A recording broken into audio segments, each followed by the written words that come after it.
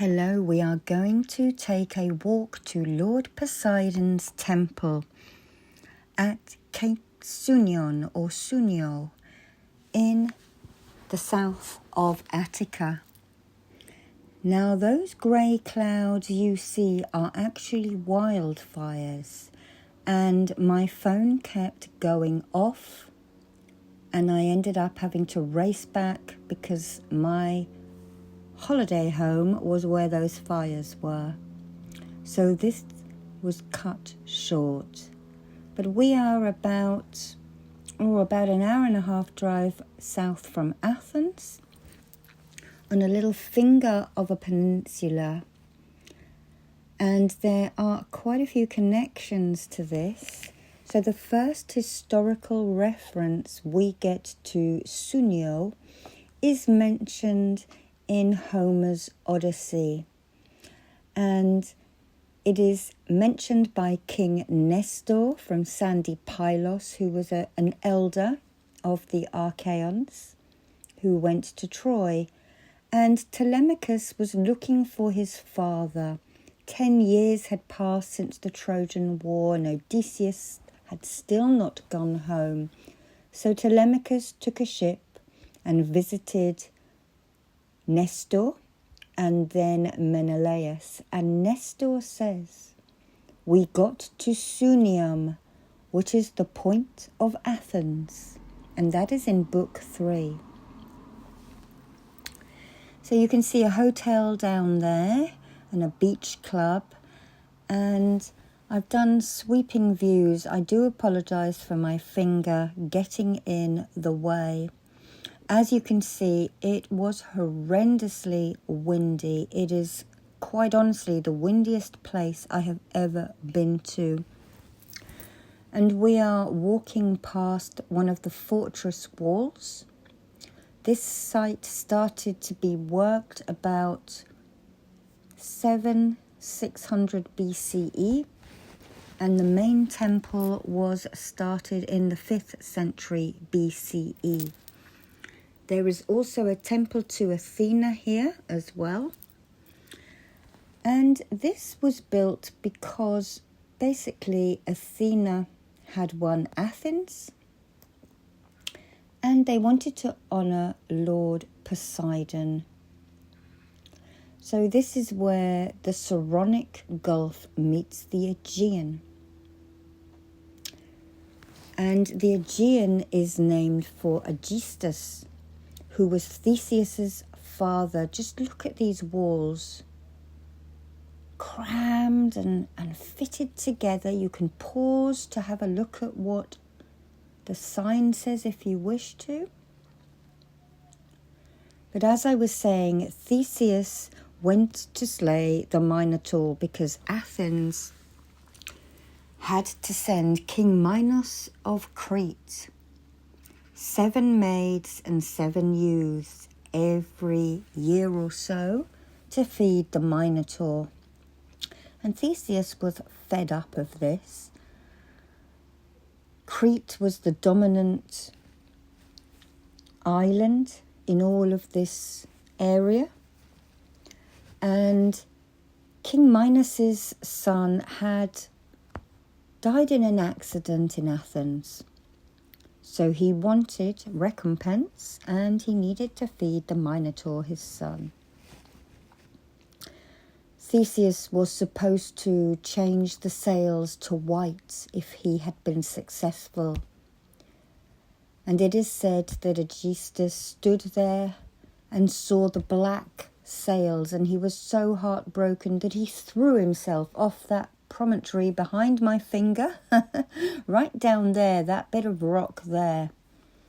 You can see the restaurant there, which has a brilliant view, but Aegisthus threw himself off that promontory of rock, and that is how the Aegean got its name. But we're here at the main temple now, and you might hear me flicking through the guidebook. So the plan, you are looking at the southern stoa, the western stoa and the northern stoa. Entrance to the temple. Move your finger, Sarah. And there were all these walls built around it. This is the enclosure of the temple. It is all fenced off. We cannot walk on it.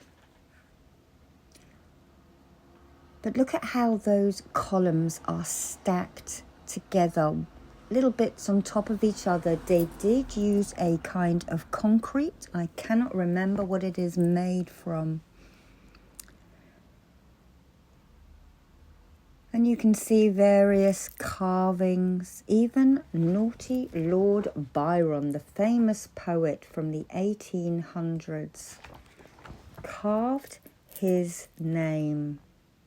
And he wrote this about Sounion.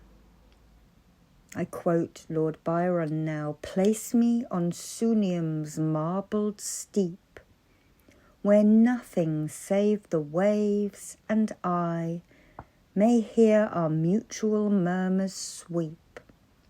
There, swan-like, let me sing and die."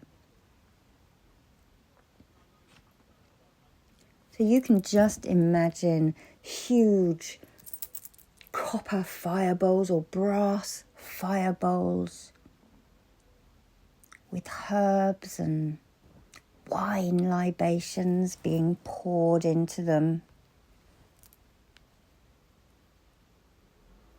You're going to see how windy it is now by looking at me. And the reason I have to record this a year later is because you just could not hear what I was saying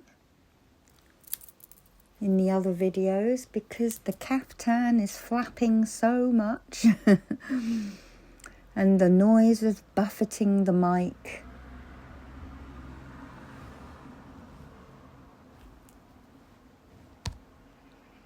But here we go, walking around now the larger parts of the temple. It's very busy, but you can get lunch here, as I said, with a fantastic view. So right now you are looking at the western side, and there's all these areas to walk around. There are fortresses here, there are grain stores, polygonic walls where they slotted these weird shaped stones together, a bit like crazy paving. And it was started to be excavated in the early 1800s.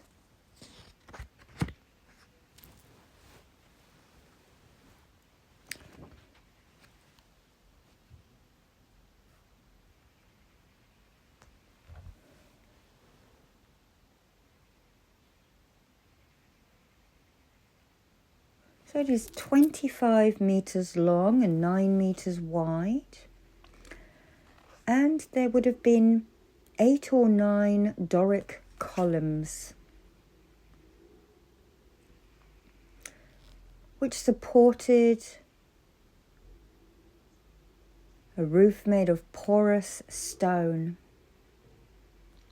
And there were also 6 unfluted columns of porous stone in the internal columns. That is Patroclus Island there, and you can see that dark cloud over that ridge, the first ridge. That is where I was staying. I had a little beach house, and I started to walk down this path because I wanted to give Lord Poseidon an offering. He had gifted me the seashell healing to bring out to everyone, which I know some of you love. So I brought my favourite abalone shell to offer to Lord Poseidon. I really did take my life into my hands walking down here because it was so windy. It was gusting me off my feet. And I had this thick caftan on, which was acting like a sail. So I walked all the way down there and literally threw the abalone shell into the sea like a frisbee. And I hadn't noticed that smoke until I looked up and I thought, oh, Poseidon is grateful and he's seen me and my offering. And then the alarm started sounding on your phone. And I don't know if you've ever heard these alarms that they send to your phone when you're in Europe and something is happening. But it was the alarm that actually terrified me, not so much looking at the smoke.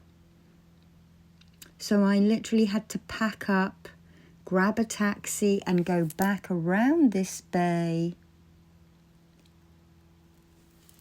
and check that the little house I was staying in wasn't burning down. And I also had to run across the road to the taverna and tell them, please come and get me if we need to evacuate, because I don't speak the language. I wouldn't have understood the news. They were very kind. They said, oh, don't worry, it's nothing. So as you can see, I'm walking down here and see how dry and tender the grass is.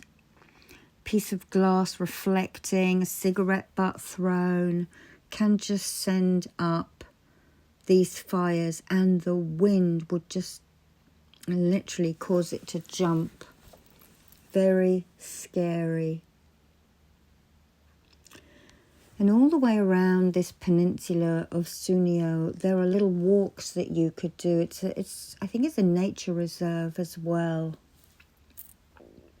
But we're walking down now to where the barracks were and the grain stores.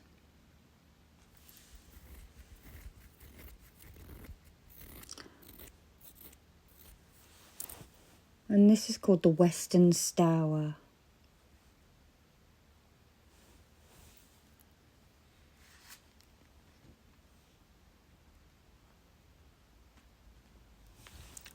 And they built this temple, and the sailors would see the sun glistening off it, and they would know that they are nearly home.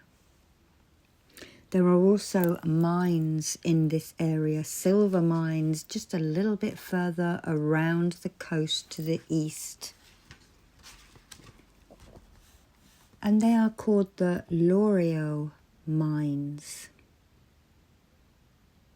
And they would have begun around 2800 BCE.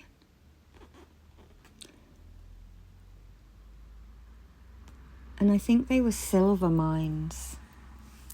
So a lot of wealth in this area. And the mining continued 1550 to 1200 BCE, which is the Mycenaean times. You can pause and look. There have been so many treasures found here as well, and beautiful pottery and carvings. Yeah, gold and silver mines.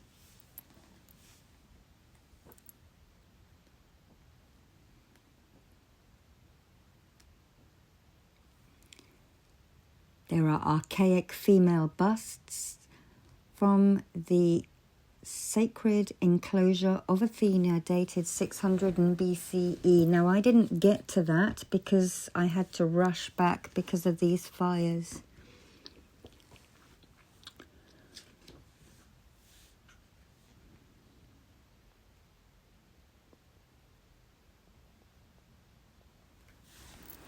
And here we go down. I was literally bending close to the ground here so that I didn't get swept off my feet. And isn't that just beautiful? The wine dark sea, as Homer would call it. Patroclus Island in the distance, and the Saronic Gulf. And the Greeks apparently did not have a word for the color blue. This was just everywhere around me, just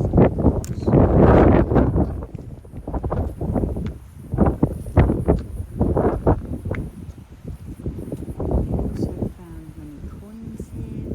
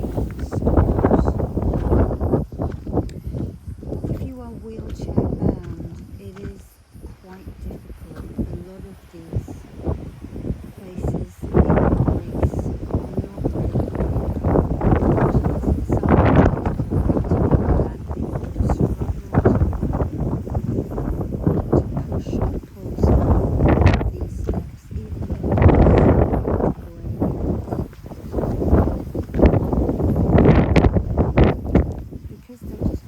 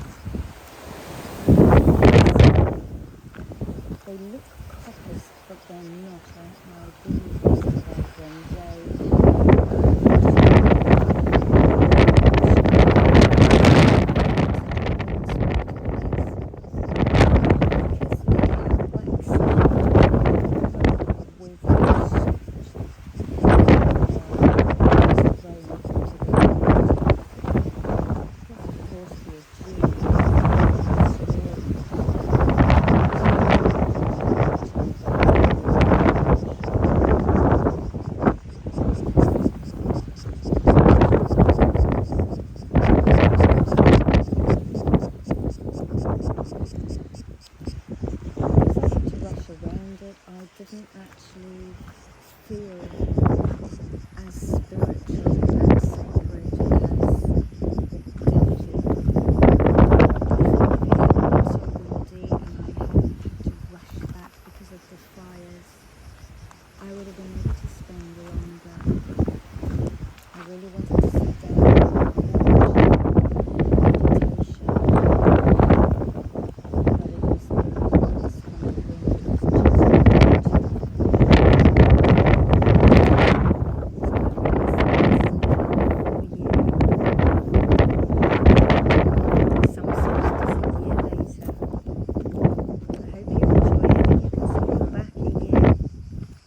see the other Greek videos that I've done. I'll probably share them on the community page.